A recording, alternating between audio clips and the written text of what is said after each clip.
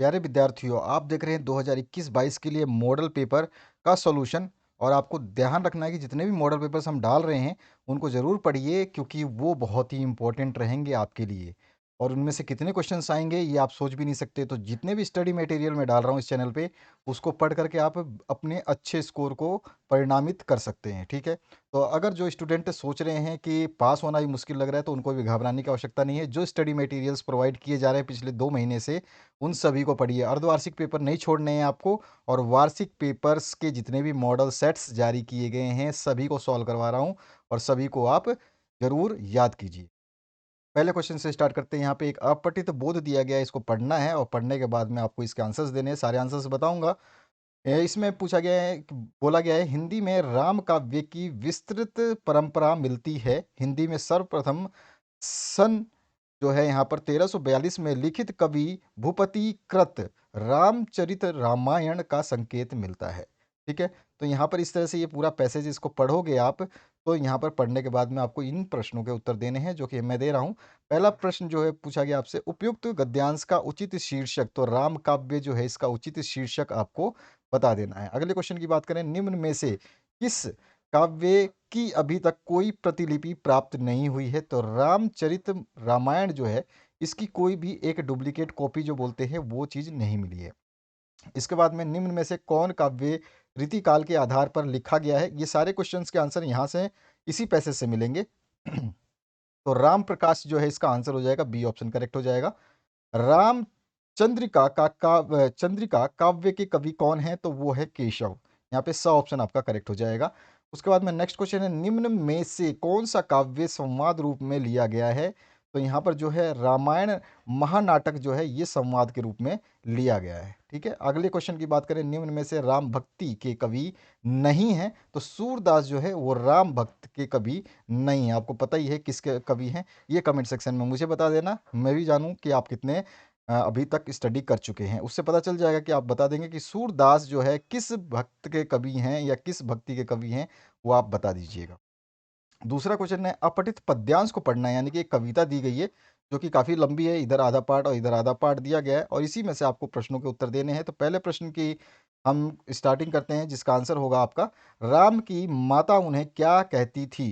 तो राम की माता उन्हें राजी वन्यन कहती थी। ठीक है, इसी में से आपको आंसर देना है, इसी पैसेज में से। ठीक है, ध्यान रखना है आपको।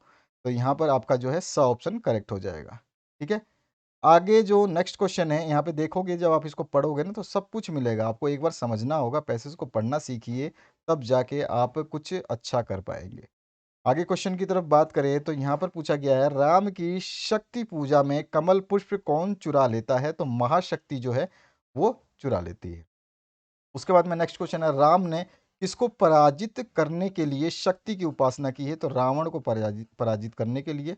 उसके बाद नेक्स्ट क्वेश्चन है, दो नील कमल हैं शेष अभी। दो नील कमल, राम किन नील कमलों की बात कर रहे हैं। तो दो नील कमल की बात हो रही है, तो दो है आपके नेत्र। तो अ ऑप्शन इसमें करेक्ट हो जाएगा। नील कमल शब्द में अलंकार जो है इसमें उपमा अलंकार है। और इसके बाद में नयन शब्द के पर्यायवाची जो है आप बता सकते हैं, नेत्र आंख चक्षु, ये सारे के सारे होते हैं। ये विकल्प ए नंबर जो है आपका सही है। अगले क्वेश्चन की बात करें तो, निम्नलिखित रिक्त स्थानों की पूर्ति करनी है। पहला है, जिस भाषा को बालक अपनी माँ तथा परिवार द्वारा सीखता है उसे हम मातृभाषा कहते हैं। दूसरा है, हिंदी देवनागरी लिपि में लिखी जाती है। याद रखना है, ये बहुत बार क्वेश्चन पूछा जा रहा है। मेरा घर गंगा पर है, वाक्य में खालिस्तान शक्ति है, तो कौन सी है, लक्षणा शक्ति है। इसके बाद में, शब्द की जिस शक्ति से किसी शब्द के सबसे साधारण लोक प्रचलित अर्थ का बोध हो उसे अभिधा कहते हैं। ठीक है, वो अभिधा होती है। उसके बाद में है, मैं निज रोदन में राग लिए फिरता हूँ, उक्त काव्य पंक्ति में खालिस्तान अलंकार है, तो विरोधाभास। उसके बाद में, भगवान भक्तों की भयंकर भूरी विसारिये, उक्त काव्य पंक्ति में भ वर्ण की आवृत्ति के कारण अनुप्रास अलंकार है। ठीक है, यहाँ पे भ भ भ भ जिसमें भी एक ही अक्षर को बार बार रिपीट किया जाएगा वहां पे अनुप्रास अलंकार आता है। ठीक है, ध्यान रखना है आपको। यहाँ पर आपका नेक्स्ट जो क्वेश्चन है इसमें पूछा क्या गया है उसकी बात करते हैं। निम्नलिखित अति लघुतात्मक प्रश्नों के एक पंक्ति या एक वाक्य में उत्तर देना है। पहला है, आपको परिभाषिक शब्दों के अर्थ बताने। एप्लीकेंट मतलब होता है आवेदक, और एप्लीकेशन मतलब होता है आवेदन। ठीक है, ध्यान रखना है, ये दोनों चीज़ें थोड़ी-सी मिलती-जुलती हैं।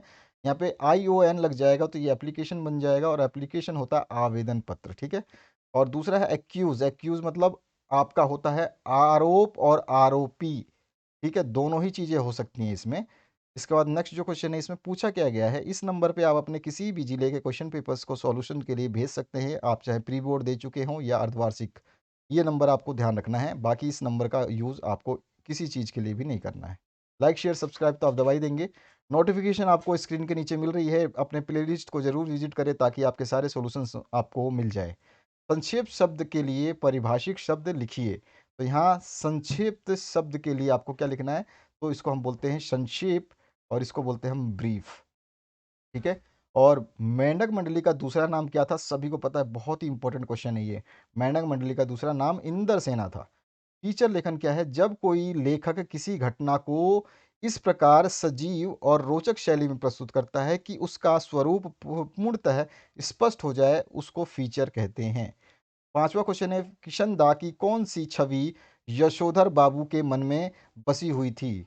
तो कुर्ते कुर्ते पजामे के ऊपर ऊनी गाउन पहने पहने सिर पर गोल विलायती टोपी और पाँव में देशी खड़ाऊ तथा हाथ में एक छड़ी लिए हुए सुबह की सैर करते किशन दा की छवि यशोधर बाबू के मन में बसी हुई थी। नेक्स्ट जो है, कौन सी बात यशोधर बाबू कभी कभी तजिया यानी व्यंग्यात्मक कहते थे? तो वो कहते थे सम हाउ इम्प्रॉपर तथा जो हुआ होगा आदि शब्दों का जो प्रयोग है यशोधर बाबू करते थे। उसके बाद में नेक्स्ट जो है यहाँ पे, पाठशाला में लेखक का विश्वास क्यों बढ़ने लगा? जूझ कहानी के आधार पे आपको बताना है। एक नंबर का क्वेश्चन है, उसके हिसाब से हम बेहतरीन उत्तर लिखेंगे। शिक्षकों के अपनेपन के व्यवहार और पाटिल से दोस्ती के कारण आनंद यादव यानी लेखक का विश्वास पाठशाला में बढ़ने लगा। जूझ पाठ आनंद यादव के किस प्रकार के उपन्यास का अंश है? तो जूझ पाठ जो है आनंद यादव के बहुचर्चित एवं बहुप्रकाशित मराठी उपन्यास जूझ का एक अंश है। उसके बाद में नेक्स्ट क्वेश्चन है, लेखक को कब लगा कि उसके नए पंख निकल आए हैं? जूझ कहानी के आधार पर ही बताना है। तो मास्टर ने जब लेखक से पाठशाला के एक समारोह में कविता पाठ करवाया तो उसे लगा कि उसके नए पंख निकल आए हैं। कुंवर नारायण की किन्हीं दो रचनाओं के नाम आपको बताने हैं, तो आप बता सकते हैं, एक चक्रव्यूह और दूसरा अपने सामने। उसके बाद में नेक्स्ट क्वेश्चन की बात करते हैं, तो यहाँ पर है आपका, हजारी प्रसाद द्विवेदी का जन्म कब और कहाँ हुआ? ये क्वेश्चन थोड़ा सा अलग क्यों पूछा गया है, ताकि आपको रियलाइज हो सके कि आप बुक जब पढ़ते हैं तो जिन कवियों के आप नाम रखते हैं याद, उन कवियों की जन्म तिथि और उनका स्थान भी याद रखें। तो यहाँ पे हजारी प्रसाद द्विवेदी का जन्म जो है 1907 ईस्वी में उत्तर प्रदेश के दूबे का बलिया जिले के छपरा गांव में हुआ था। नेक्स्ट क्वेश्चन है, ब पार्ट में आ गए हैं हम, खंड 20 स्टार्ट हो चुका है। 40 शब्दों तक के उत्तर हमें देने हैं। प्रिंट माध्यम की किन्हीं दो कमियों को समझाना है। पहला जो कमी है वो है मुद्रित माध्यम की कमी या कमजोरी है कि यह निरक्षरों के लिए अनुपयोगी है। दूसरा जो है इसमें, मुद्रित माध्यम एक है निश्चित समय सीमा में प्रकाशित होते हैं, अतः इसमें रेडियो, टीवी या इंटरनेट की भांति तुरंत घटी घटनाओं का विवरण उपलब्ध नहीं होता। अगले क्वेश्चन की बात करते हैं। हिंदी में पत्रकारिता पर टिप्पणी आपको लिखनी है। तो इंटरनेट पर समाचार पत्रों का प्रकाशन या समाचार के आदान प्रदान को इंटरनेट पत्रकारिता कहते हैं। इंटरनेट पर किसी भी रूप में समाचारों, लेखों, चर्चाओं, परिचर्चाओं, बहसों, फीचर, झलकियों के माध्यम से यदि हम अपने समय की धड़कनों को अनुभव करने का काम करते हैं तो यह इंटरनेट पत्रकारिता कहलाती है। ठीक है। अगले क्वेश्चन की बात करें, खेलों की ओर बढ़ता रुझान विषय पर एक संक्षिप्त आलेख आपको तैयार करना है। तो इस तरह से आप आलेख लिखेंगे कि खेलों की ओर बढ़ता रुझान, जैसे खेल मनुष्य के व्यक्तित्व विकास का श्रेष्ठ उपाय है, इसलिए आज खेलों को शिक्षा के साथ जोड़ दिया गया है। खेलों की ओर बढ़ते रुझान के कारण कुश्ती, भारोत्तोलन और टेनिस, मुक्केबाजी और निशानेबाजी आदि खेलों में भी भारतीय खिलाड़ियों ने पदक प्राप्त किए हैं। लेकिन इतनी विशाल जनसंख्या वाले देश के लिए यह उपलब्धि संतोषजनक नहीं है। भारत को यदि खेल जगत में अन्य देशों की तरह आगे बढ़ना है तो इसके लिए उचित प्रशिक्षण केंद्र तथा आवश्यक बजट का प्रावधान भी करना होगा। आज भारत में खेलों के प्रति रुझान बढ़ा है, जो खेल जगत के लिए शुभ संकेत हैं। उसके बाद में 7वां क्वेश्चन है, कैमरे में बंद अपाहिज कविता की मूल संवेदना लिखना है। तो कैमरे में बंद अपाहिज कविता का प्रतिपाद्य किसी की पीड़ा को प्रदर्शन करके दूरदर्शन की प्रसार संख्या को बढ़ाने के कदम को अनुचित ठहराना है। यानी कि दूरदर्शन पे किसी की पीड़ा को दिखा करके वो क्या कर रहे हैं, अपनी वाहवाहियाँ बटोर रहे हैं, पैसे कमा रहे हैं, तथा दूरदर्शन के कार्यक्रमों के कार्यक्रमों के सोच और स्तर पर प्रकाश डालना है। कविता में संदेश निहित है कि दीन दुखियों की पीड़ा बेचने की चीज नहीं है। अप्रत्यक्ष रूप से कविता में अपाहिज जनों के प्रति सहानुभूति तथा करुणा का भाव मन में रखने की प्रेरणा दी गई है। अगले क्वेश्चन की बात करें, कविता एक खेल है, बच्चों के बहाने पंक्ति का आशय आपको स्पष्ट करना है। तो बच्चे खेलते समय किसी विशेष घर तक सीमित नहीं रहते हैं, वे घर घर जाते और खेलते कूदते हैं, वे समाज में समानता और एकता की स्थापना करते हैं। कविता भी शब्दों का खेल है, कवि सभी वर्गों के भाव विचारों सुख दुख इत्यादि का निष्पक्ष होकर अपनी कविता में चित्रित करता है। इस प्रकार बच्चे तथा कविता दोनों मानव एकता का संदेश देते हैं। 9वां क्वेश्चन है, भगत जी पर बाजार का जादू नहीं चलता क्यों? तो भगत जी निर्लोभी और संतोषी हैं, बाजार में माल बिछा रहता है, परंतु भगत जी अपनी जरूरत की चीजें जैसे काला नमक जीरा खरीदने के लिए बाजार में और कोई रुचि नहीं लेते। आवश्यकता की पूर्ति के बाद बाजार उनके लिए महत्वहीन हो जाता है, इसी कारण बाजार का जादू उनके ऊपर नहीं चलता है। नेक्स्ट जो 10वां क्वेश्चन है, भक्तिन का दुर्भाग्य भी उससे कम हठी नहीं था, कैसे स्पष्ट करना है? तो महादेवी के इस कथन का आशय है कि भक्तिन पर एक एक के बाद एक संकट आते रहे। उसकी बड़ी बेटी विधवा हो गई, अ, जेठ के बेटे ने षड्यंत्र रचकर उसकी विधवा बेटी का अपने आवारा साले से विवाह करवा दिया। घर की आमदनी घटती चली गई। लगान जमा ना होने से जमींदार ने भक्तिन को धूप में खड़ा करके उसका अपमान किया। अंत में भक्तिन गांव छोड़कर शहर में नौकरी करने चली आई। तो इस तरह से आप दुर्भाग्य इसका बता सकते हैं। 11वां क्वेश्चन है, यशोधर बाबू को घर जल्दी लौटना पसंद नहीं था, क्यों? कारण स्पष्ट करना है। तो यशोधर बाबू अपनी गृहस्थी से प्रसन्न और संतुष्ट नहीं थे। अपने बच्चों और पत्नी के उपेक्षापूर्ण व्यवहार से वह मन में ही मन दुखी रहते थे। यशोधर बाबू अब पुरानी परंपराओं के समर्थक थे, जबकि परिवार के अन्य सदस्य आधुनिकता के रंग में रंगे थे। जल्दी ही घर आने पर किसी की बात को लेकर विवाद होने की संभावना रहती थी। पारिवारिक विवादों से बचने के लिए यशोधर बाबू देर से घर लौटते थे। 12वां क्वेश्चन है, काफ़ी अच्छे बहुत बेहतरीन क्वेश्चंस हैं इस पेपर में, ध्यान रखना है आपको। ये सारे क्वेश्चंस को आपको अच्छे तरीके से तैयार करना है, और यहाँ पर जो आपको आंसर्स दिए गए हैं वो सटीक टू सटीक दिए गए हैं, कोई भी एक चीज़ एक्स्ट्रा नहीं लिखी गई है। यदि आप दत्ताजी राव के स्थान पर होते तो लेखक की मदद कैसे करते? तो दत्ताजी राव देसाई के पास जब लेखक और उसकी माँ गई तो उसने लेखक को पढ़ने के लिए विद्यालय भेजने के लिए दत्ताजी या दादा को कहने के लिए कहा। कुछ शर्तों के साथ लेखक विद्यालय जाने लगा। यदि हम दत्ताजी राव देसाई की जगह होते तो हम भी यही करते। साथ ही लेखक के दादा को पढ़ाई के लाभ बताकर समझाकर उस लेखक को विद्यालय भेज देने के लिए राजी करते। इसके बाद में खंड स शुरू होता है, जहाँ पर आपके बड़े प्रश्न शुरू होते हैं। इसमें आपका है, भूलना दंड सही फिर भी पुरस्कार मानकर ही ग्रहण करना चाहिए, सहर्ष स्वीकारा है कविता के आधार पर। उक्त कथन की समीक्षा आपको करनी है। तो ये बड़े क्वेश्चन से, इनको पढ़ने से काफ़ी टाइम लग जाएगा। आप यहाँ पे ये वाला पैसेज देख लीजिए, आधा यहाँ पे लिखा हुआ है, और इसके बाद में थोड़ा सा नीचे आएंगे तो यहाँ पर जो है इसका बचा हुआ पार्ट यहाँ पर लिखा हुआ, आप इसको पढ़ लेना, आराम से पॉज करके देख सकते हैं। मैं पीडीएफ लिंक दे दूंगा, पासवर्ड में वीडियो के दौरान बता दूंगा, उसको आप डाउनलोड कर लेना आंसर के साथ में। ये पीडीएफ कंप्लीट आपको मिल जाएगी। इससे पहले मैंने आपको इंग्लिश का भी पीडीएफ दिया है, इससे पहले और भी सब्जेक्ट्स जो है उनको भी सॉल्व कराया है। अगर आप उनको नहीं देख रहे हैं तो बाद में पछतावे के अलावा आपके पास कुछ भी नहीं रहेगा। अगर आपके पास अभी भी समय है, आपके लॉकडाउन चालू हो चुके हैं, स्कूल बंद हो चुके हैं, अब आपके पास केवल एक ही ऑप्शन बचता है कि आप पढ़ाई करें, अपने आप को तैयार करें, प्रिपेयर करें। आप लोगों के जो पेपर्स हैं वो होने ही होने हैं। और क्योंकि आपका पिछली बार पेपर कैंसिल हुआ था तो बच्चों को ये अंदेशा रहता है कि इस बार भी कैंसिल हो जाएंगे, लेकिन पिछली बार से गवर्नमेंट ने कुछ ना कुछ सीखा है। जब तक कोरोना की स्थिति बहुत ही भयावह नहीं हो जाएगी तब तक आपके एग्ज़ाम टाले नहीं जाएंगे। यानी कि इस बार पूरी कंट्रोल के साथ में, देखिए अभी से लॉकडाउन हर जगह पे लगाए गए हैं, जो जो चीज़ें बंद करनी थी कर दिए गए हैं। पिछले साल ऐसा नहीं था, पिछले साल जब कोरोना अपनी चरम सीमा पे था तब ये स्टेप्स उठाए गए थे, लेकिन अभी से सावधानियां बरती जा रही है। इसका मतलब आपके एग्ज़ाम्स होने के 99.99% चांस है, 0.1% जो कि हालात देख करके डिसाइड किया जाएगा, वो समय आने पे आपको पता चल जाएगा। काफ़ी बच्चे कमेंट करके कहते हैं, इसलिए इस वीडियो के दौरान मैंने ये बता दिया कि आप लोग कमेंट ना करें कि एग्ज़ाम होंगे ना होंगे, इसकी दुविधा में रहेंगे तो ना तो पढ़ पाएँगे, ना तैयारी होगी और बाद में फिर वही होगा जो आप जानते हैं। यहाँ पर नेक्स्ट इसका अथवा पाठ है, फिराक गोरखपुरी की रुबाइयों की भाषा एवं प्रसंग सूरदास के वात्सल्य वर्णन की सादगी की याद दिलाता है। ये उदाहरण सहित आपको स्पष्ट करना है। इसका आंसर आप देख सकते हैं यहाँ पे लिखा गया है।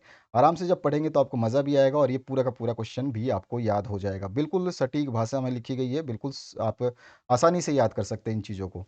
इसके बाद में नेक्स्ट जो है आपका 14 नंबर क्वेश्चन, लाहौर अभी तक उनका वतन है और दिल्ली मेरा, तो बाकी सब रफ्ता रफ्ता ठीक हो जाएगा। इस कथन के द्वारा लेखक क्या स्पष्ट करना चाहता है, तर्क सहित आपको उत्तर देना है। और काफ़ी बढ़िया-बढ़िया क्वेश्चन्स हैं इस पेपर में, याद रखना आपको हर बार बोल रहा हूँ मैं, जो-जो पेपर मैंने अभी तक यहाँ पे डाले हैं, आप जानते हो कि मैं एक्स्ट्रा न्यूज़ेज़ वगैरह आपको नहीं बताता हूँ, ये हुआ, वो सब फालतू चीज़ें हैं, उनमें आपका कोई भी मतलब फ़ायदा नहीं है उनको बताने से। आपके जब एग्ज़ाम जो डेट अगर चेंज होती है, एग्ज़ाम कैंसल होगा, उस समय हम आपको बता देंगे कि एग्ज़ाम आपके नहीं होंगे या होने वाले हैं या क्या है। लेकिन अभी से आपको पढ़ते रहना है, बस सिंपली आपके पास एक ही ऑप्शन बचता है, पढ़ाई। और इसका कोई विकल्प नहीं है आपके पास में, यानी कि कोई ऑप्शन नहीं है जिसको हम बोलते हैं। तो यहाँ पर ये आपका नेक्स्ट क्वेश्चन है, लाहौर अभी तक उनका वतन है। ये वाला जो क्वेश्चन है, ये बहुत ही इंपॉर्टेंट और अच्छा क्वेश्चन है। मैंने 3-4 स्टेट्स के जो हैं ये मॉडल पेपर सॉल्व किए हैं। आप जैसे आप चैनल पे एक्टिव है, आपने देखा होगा, मैंने यूपी के किए हैं, एमपी के किए हैं, राजस्थान के किए हैं। उसके अलावा और भी विषय के और भी स्टेट्स के मॉडल पेपर आ रहे हैं, उनको भी सॉल्व करने हैं। बहुत लोगों के अर्धवार्षिक पेपर आ चुके हैं, उनको भी सॉल्व करने हैं।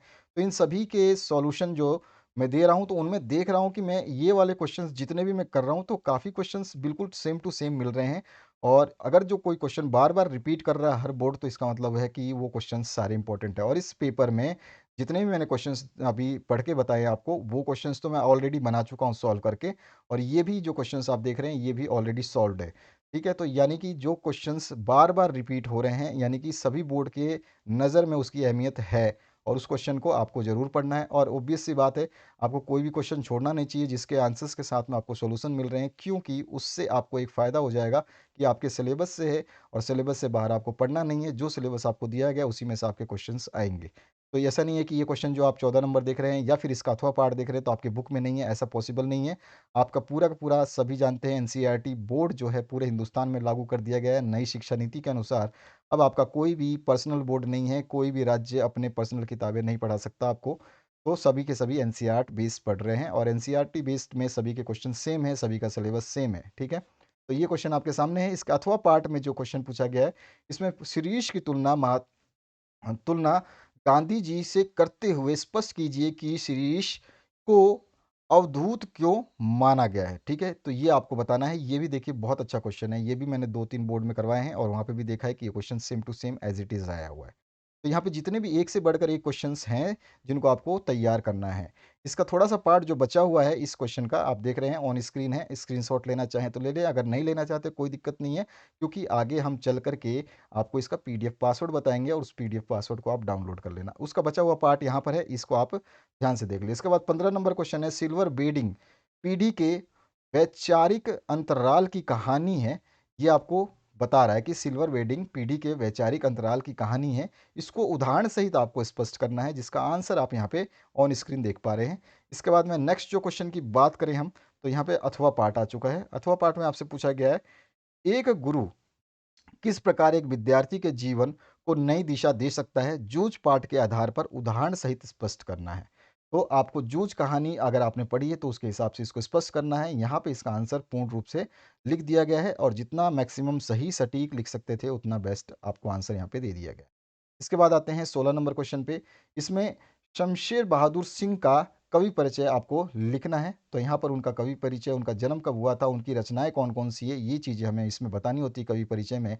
तो ये चीज़ें हम ज़रूर बताएँगे और आपको हर कवि की जो रचनाएँ हैं और उसके बारे में, उसका जन्म स्थान और उसका जन्म कहाँ हुआ था और देहवास अगर आप याद कर सकते हैं तो ठीक है, अदरवाइज़ उसकी कोई आवश्यकता नहीं है इतनी। लेकिन एक सन जो जन्म सन है वो आपको याद होना चाहिए। उसने कौन-कौन सी उपलब्धियाँ प्राप्त की हैं और कौन से पुरस्कार उसको मिले हैं अभी तक, उसको भी आपको याद कर लेना चाहिए, ताकि आपसे जब भी कोई चीज़ पूछी जाए तो उसके आंसर्स आप बेहतरीन तरीके से दे सकें। साथ साथ मैं आपको गाइड करते चल रहा हूँ कि कौन सी चीज़ आपको पढ़नी चाहिए और कौन सी चीज़ नहीं, उसको आप ध्यान से सुन लें। बाकी आपकी मर्जी है, आप उसको अमल में लाएं या ना लाएं। अथवा पाठ है महादेवी वर्मा लेखिका का आपको परिचय देना है। कभी कभी ये क्वेश्चन इस तरह से आता है कि आपको एक साथ दे दीजिएगा निम्नलिखित कवियों में से किसी एक का परिचय दीजिए। तो आपको वहाँ पे शमशेर बहादुर भी मिलेगा, महादेवी वर्मा भी मिलेंगे, सुमित्रा नंदन पंत मिलेंगे, किसी एक को फिर आपको उसमें से डिस्क्राइब करना होगा। तो ऑब्वियस सी बात है, कम से कम आपको 4 या 5 कवि, एटलीस्ट 5 कवि जिनके नाम फेमस है, जो बार-बार बोर्ड में आते हैं, उनके नाम को आप रट लें और उसके कवि परिचय को रट लें, ठीक है? अथवा पाठ की बात करें तो यहाँ पे मैंने बताया आपको महादेवी वर्मा का आपको परिचय देना है, जो कि उनका जन्म 1907 में हुआ था और फर्रुखाबाद के एक शिक्षित कायस्थ परिवार में हुआ था, ठीक है? इस तरह से आप बताएँगे उनके पिताजी का नाम, माताजी का नाम, जितना भी आप याद कर सकते हैं उतना बेस्ट होगा। उसके बाद में साहित्यिक परिचय में आप दे सकते हैं कि उनकी रचना क्या रही और उन्होंने किस तरह का जो है अपना व्यक्तित्व वो जो दिखाया पूरी दुनिया को, वो कैसा रहा? ये सारी चीज़ें आपको इसमें मिल जाएँगी। उसके बाद में उनकी कृतियाँ, रचनाओं में आप लिख सकते हैं, निबंध हैं, काव्य हैं, जो भी चीज़ें आप याद कर रखें। ऐसा ज़रूरी नहीं है कि आपको जो ऑन स्क्रीन मैं सॉल्यूशन दे रहा हूँ, ये सारी चीज़ें आपको याद होना चाहिए, लेकिन इसमें से 80% आपको याद होना चाहिए। आगे बढ़ते हैं नेक्स्ट क्वेश्चन की तरफ। खंड द आ चुका है, इसमें आपका पूछा गया निम्नलिखित पद्यांश को पढ़ने के बाद में सप्रसंग व्याख्या आपको करनी है। तो एक आपका है ये वाला, मैं निज रोदन में राग लिए फिरता हूँ, ये वाला जो कविता है इसको, या फिर अथवा में जो है इसमें आपसे पूछा गया जन्म से ही वे अपने साथ लाते हैं कपास। तो इस तरह से ये वाला भी एक पैसेज है। तो दोनों में से किसी एक का देना है, हम आपको आंसर देते हैं। पहला जो है उत्तर, उसकी बात करते हैं संदर्भ तथा प्रसंग की। तो यहाँ पे आपको बताना है कि ये जो लाइन है पहली वाली, ये वाली मैं निज रोदन वाला, तो ये कहाँ से लिया गया है आपको बताना है। ये संकलित जो है अपने हरिवंश राय बच्चन की रचना है और आत्म परिचय से लिया गया है। ये आपको ज़रूर बताना है, ठीक है? काव्यांश हमारी पाठ्य पुस्तक के संकलित कवि हरिवंश राय बच्चन की रचना आत्म परिचय से लिया गया है। इसके बाद में इसकी व्याख्या कर देंगे कि इससे पूरी पंक्तियों के अनुसार कवि क्या अपना जो है विचार प्रकट करता है, वो चीज़ आपको इसमें बतानी होती है, ठीक है? तो वो चीज़ आप यहाँ पे बता देंगे। इस तरह से जहाँ पे यहाँ पे लिखा गया है, मैं पढ़ करके आपका टाइम वेस्ट नहीं करूँगा, फटाफट बताता जाऊँगा, आपको देखते जाना है और पढ़ते जाना है, याद करते जाना है, ठीक है? इसके बाद में नेक्स्ट जो इसका अथवा पार्ट था, जो कि ये वाला आप देख रहे हैं, जन्म से ही वे अपने साथ लाते हैं कपास। तो ये वाला जो है इसका भी हमें अथवा पाठ का भी आंसर है, जो कि संदर्भ और प्रसंग हमें देना है। तो प्रस्तुत काव्यांश कहाँ से लिया गया है? तो ये लिया गया आलोक धनवा की कविता पतंग से, ठीक है? और जो अभी आपकी वैसे ही पतंग उड़ाने का दिन आ रहा है परसों, तो पतंग भी उड़ा लेना और पतंग के साथ साथ में इसको याद भी कर लेना, ठीक है?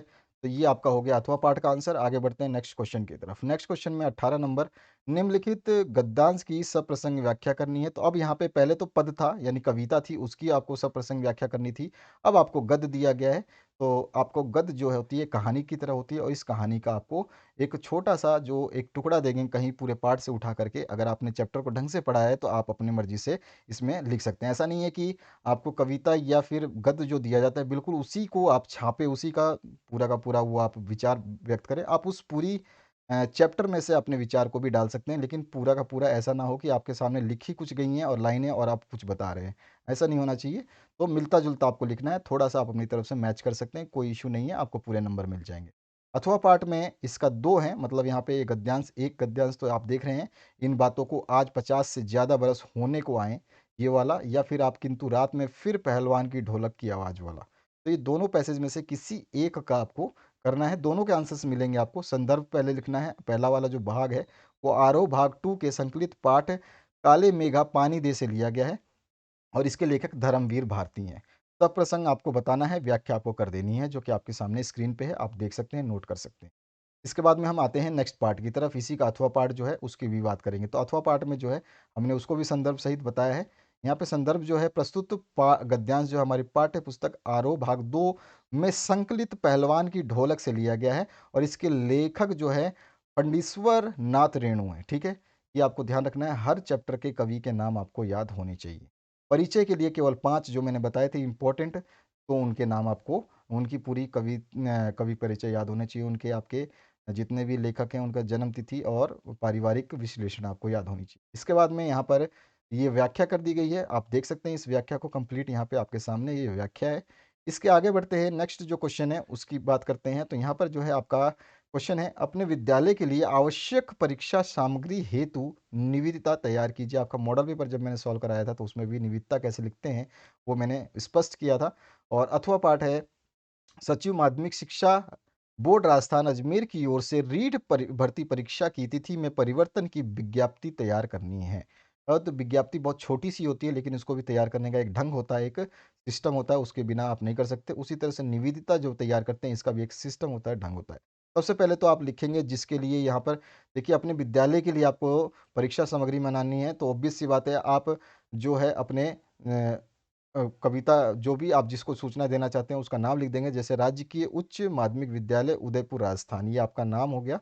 और यहाँ पे क्रमांक संख्या आपकी मर्जी है, कुछ भी डाल सकते हैं, ये केवल दिखाने के लिए होता है ऐसा ही है। जब निविदा जाती है तो इससे आगे का जो नंबर होता है, किसी स्कूल को अगर 1419 भेजा गया तो अगले को 1420 भेजा जाएगा, फिर उससे अगले को 1421 भेजा जाएगा। नेक्स्ट निविदा एक निविदा होती है, वो सेम ही नंबर की होती है अगर वो कॉमन है सबके लिए। दिनांक आपकी मर्जी है जो डालना चाहें। निविदा जो है इस तरह से है, 12वीं बोर्ड परीक्षा 2022 के लिए, यहाँ पे अभी डेट नहीं डाला, सन नहीं डाला, आप डाल सकते हैं, के लिए उत्तर पुस्तिका एवं अन्य सामग्री सप्लाई करने हेतु प्रतिष्ठित फर्मों से मोहरबंद निविदाएं आमंत्रित की जाती हैं। निविदा प्रपत्र विद्यालय के कार्यालय से निर्धारित शुल्क पर कार्यालय समय में प्राप्त किया जा सकता है। निविदाएं दिनांक 16 जनवरी 2022 को अपराह्न यानी दोपहर 2 बजे तक प्राप्त की जाएंगी एवं साढ़े 4 बजे तक उपस्थित निविदाओं के समक्ष खोली जाएंगी। ठीक है, तो इस तरह से निविदाताओं के समक्ष खोली जाएंगी, इस तरह से आपको लिखना होता है। और मैंने ये चीज़ आपको बताई भी है, आपका मॉडल पेपर जो सॉल्व किया है उसमें आप देख सकते हैं इस चीज़ को। ठीक है, तो इस तरह से आपको लिखना होगा, याद जरूर करना है आप इन चीज़ों को। शर्तें जरूर लिखेंगे यहाँ पे जो आपका होता है, और क ख ग हस्ताक्षर इस तरह से लास्ट में आपका आ जाएगा। आगे बढ़ते हैं इसका अथवा पार्ट में, जो कि आपको बोला क्या गया है कि आपको सचिव माध्यमिक शिक्षा बोर्ड राजस्थान अजमेर की ओर से रीट भर्ती परीक्षा की तिथि में परिवर्तन की विज्ञप्ति तैयार करनी है। 2 लाइनों का होता है ये विज्ञप्ति।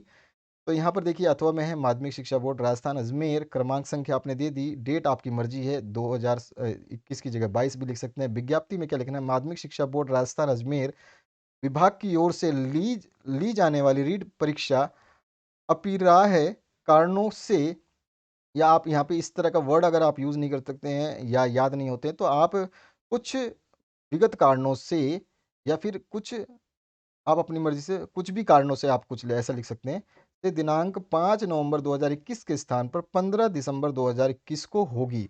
परीक्षा केंद्र व अन्य सूचनाएँ यथावत रहेंगी। बस ये होती है विज्ञप्ति आपकी छोटी-सी।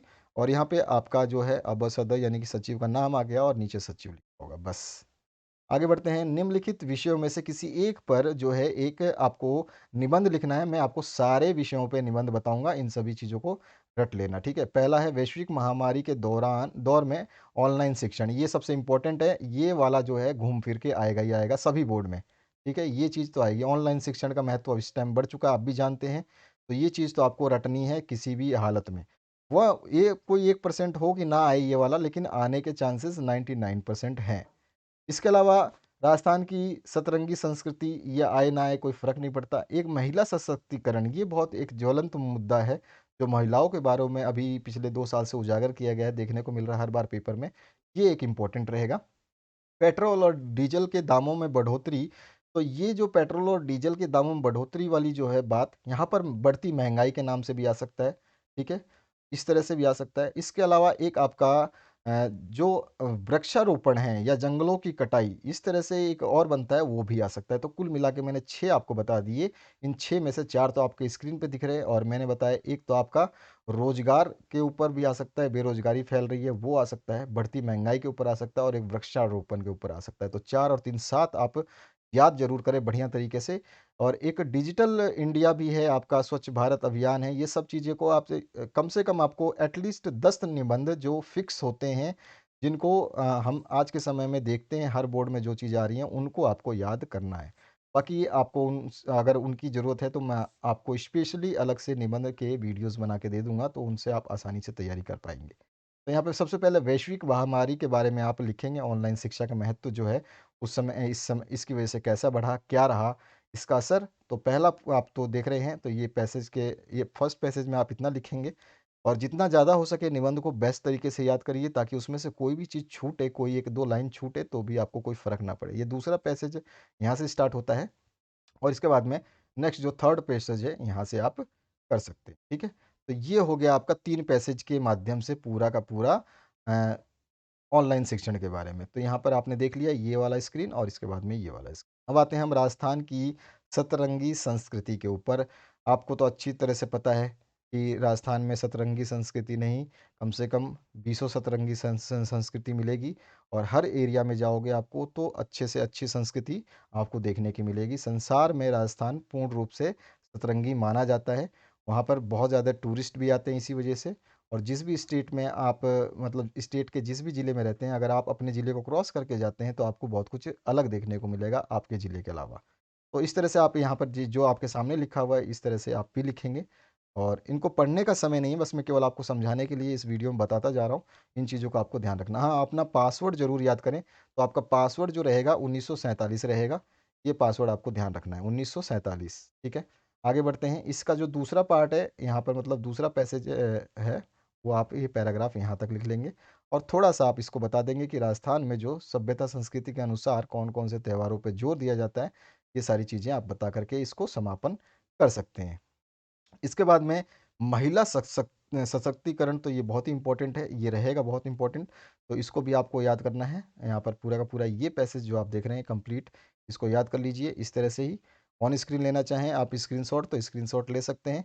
आप लोग वीडियो को शेयर करना भूल जाते हैं अपने दोस्तों के साथ में, जिस क्लास में आप पढ़ते हैं कम से कम उन दोस्तों को ज़रूर बताइए। कई लोगों में जलन भावना भी होती है, कुछ लोग सोचते हैं कि हम मैं उसको बता दूंगा तो वो पढ़ लेगा और मेरे से आगे निकल जाएगा।